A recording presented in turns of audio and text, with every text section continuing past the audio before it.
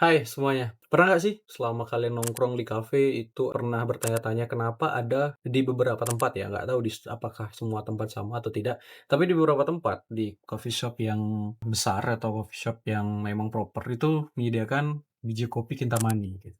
Pernah nggak sih kalian mikir bahwa kopi itu apakah komoditas Bali gitu?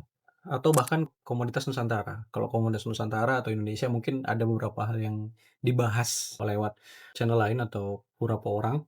Tapi pernah nggak sih kalian bertanya-tanya kopi Kintamani itu dibawa dari mana?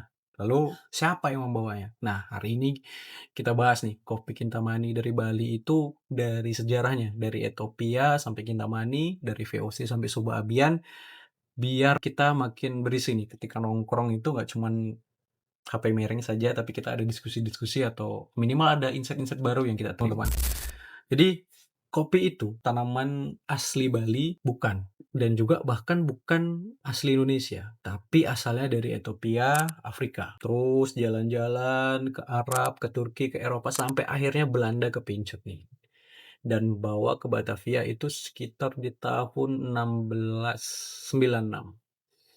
Nah, Belanda itu udah coba tuh teman-teman. Bibit pertama itu gagal ditanam di Indonesia, tapi mereka nyoba lagi di tahun 1699 dan boom!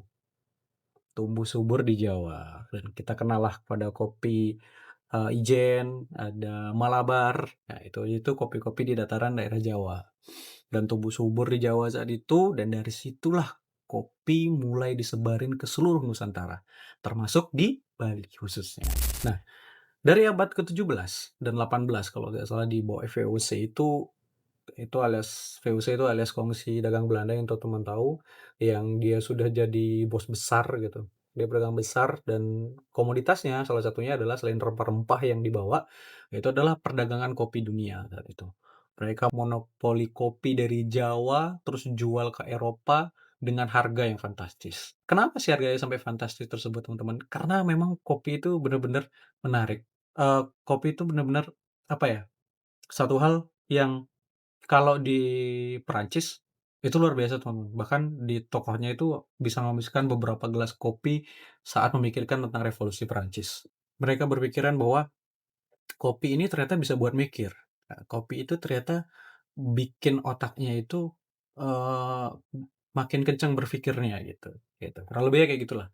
Nah, jejak VOC ini juga sampailah ke Bali Utara, di mana kopi Arabica ya, dari Jawa ikut dikembangkan di sini. Jadi, walau belum terlalu besar skalanya, Bali itu sebenarnya sudah masuk radar, teman-teman. Sudah masuk radar kopi kolonial sejak lama. Nah, kopi mendarat di Bali itu masuk ke abad 19.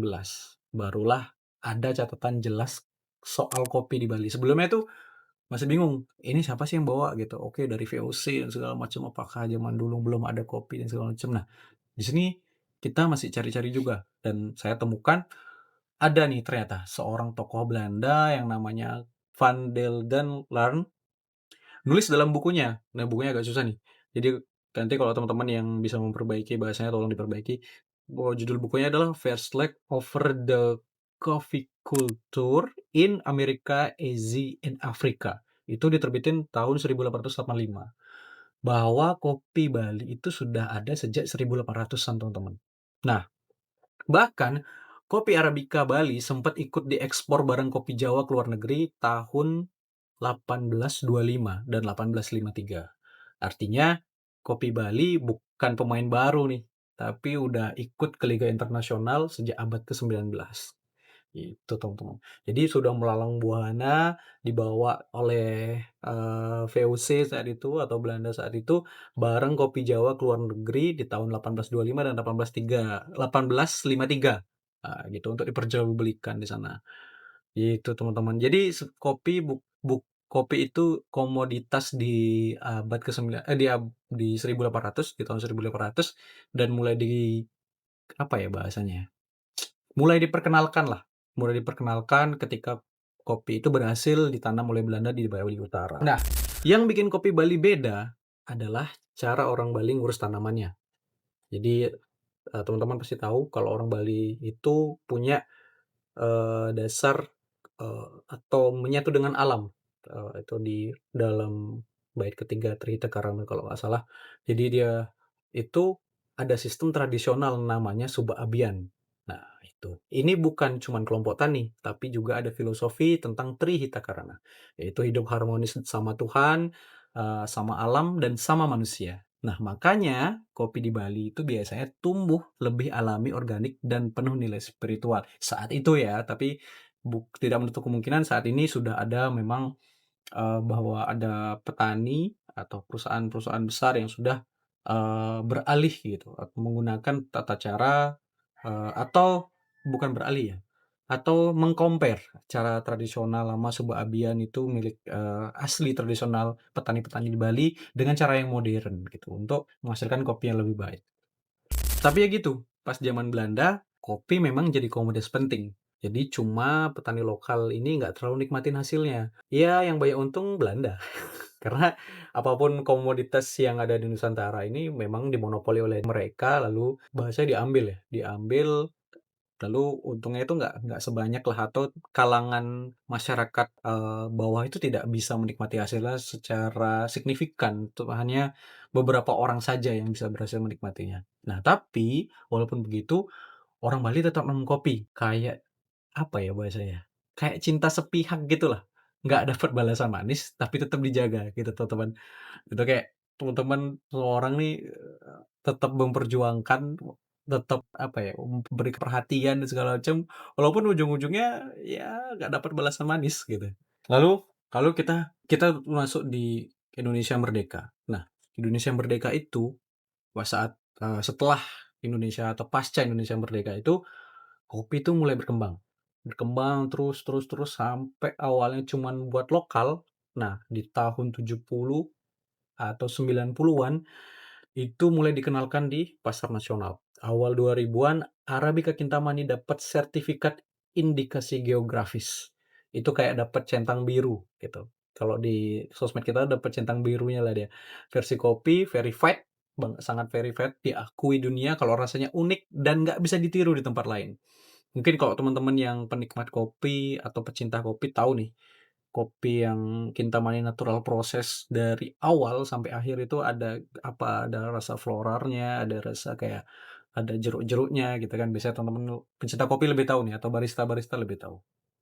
Nah, ciri khas kopi Bali itu kalau diminum itu rasanya kayak gimana sih kira-kira? Nah, yang kayak tadi saya bilang itu dia fresh, kalau yang asli itu fresh, fruity, kayak ada rasa jeruknya tadi saya bilang, bodinya medium, nggak terlalu berat gitu, lalu aromanya itu floral dan, eee, dia tuh halus banget, smooth banget gitu. Nah, itu biasanya yang jadi cita rasa yang membedakan kopi Kintamani itu. Nah, beda halnya kalau robusta Pupuan nih. Kalau robusta Pupuan, kopi kopi Pupuan itu yang kalau nggak salah Pupuan itu ada di Kabupaten Tabanan. Kopi Pupuan itu lebih strong, cocok buat yang butuh kafein yang, kick gitu, buat jeder gitu, nah itu. Makanya kopi Bali gampang masuk ke lidah modern apalagi buat, anak muda yang suka kopi ya, kita garis bawahi di sini, anak muda yang suka kopi gitu. Nah, sekarang kopi Bali itu udah jadi bagian dari pariwisata. Jadi kalau teman-teman mungkin mampir ke beberapa oleh-oleh di Bali itu banyak banget sudah ada jual kopi Bali dengan berbagai, macam daerah, ada kopi Puan, ada kopi Kintamani. Nah, itu komoditas yang akhirnya sudah berkembang dan bisa dipasarkan menjadi oleh-oleh akhirnya juga sudah. Bahkan di wisatawan-wisatawan lokal ataupun internasional gitu, mereka datang pun juga akan mencari pertama kali itu adalah kopi Bali gitu atau kopi Kintamani gitu. Kalau orang wisatawan lokal, domestik pasti, bilangnya adalah, "Saya mau lagi cari kopi kopi Bali," gitu. Jadi bukan spesifik di daerah atau kopi Kintamani, kopi Pupuan, enggak, tapi kopi Bali gitu. Karena ada biasanya kemasannya yang sudah premium yang sudah menjualnya.